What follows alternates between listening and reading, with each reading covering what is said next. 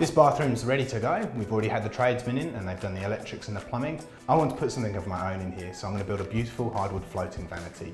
It's going to be a real centrepiece for the bathroom. Here are all the tools and materials I'm going to need to make my floating vanity. The first thing we're going to do is join our two pieces of timber together. I want to make sure I get the nicest faces up though.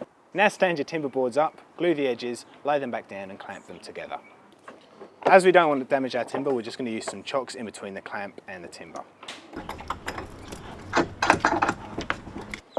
To ensure that the boards don't bar up in the middle when clamping, we're going to put 2 additional clamps on top. We're now going to remove all the glue from this side of the board using a chisel and a rag. We use a chisel as this avoids spreading the glue around.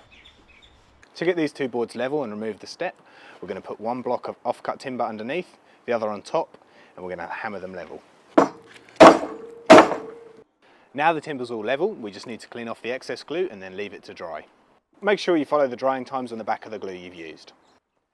Now it's fully dried, I've taken off the clamps and we need to remove any excess glue that has oozed out. And then flip it and do the other side as well.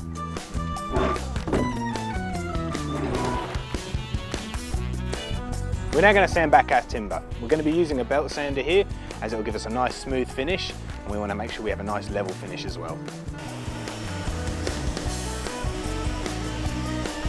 It's looking great, it's all sanded back. We need to make 2 of these, so we're going to repeat exactly the same process for a second board. So you should now have 2 of these pieces of timber. They've all been sanded back. You're now going to pick out the best piece for your top. You need to mark that and the front edge. So the next thing we're going to do is cut the 45-degree miter at one end, then we're going to measure back to give us the length of our vanity top. Now we've got our top done and mitered out of the way, we're going to follow a similar process on this second board. The 3 pieces we're going to get are the side panel, the base and then the return.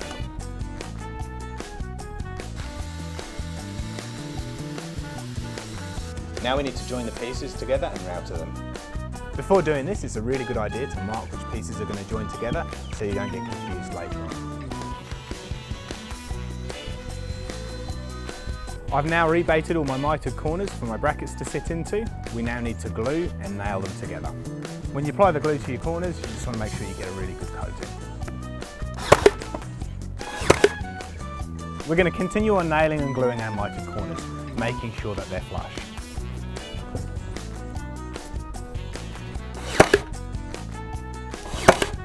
This is all really starting to take shape. Let's glue and pin this final piece in. Now we just need to put some brackets in to provide some additional strength. We're going to drill and screw them in. Really simple.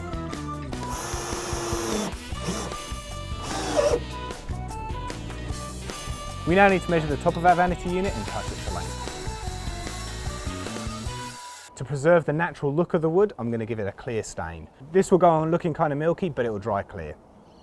You can do what you want, but I think the clear stain here will really make the wood look good.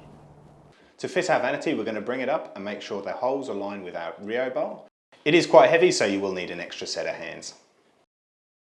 Once the vanity is back up and in place, you can just put some glue along the backs of the Rio bar. And there you have it, our completed floating vanity unit. A bespoke vanity which would cost a fortune in the shops, we've done at a fraction of the price, plus it's something we've made ourselves. The timber brings a beautiful natural elegance to the room, and the simple design is understated but really stylish. I absolutely love it.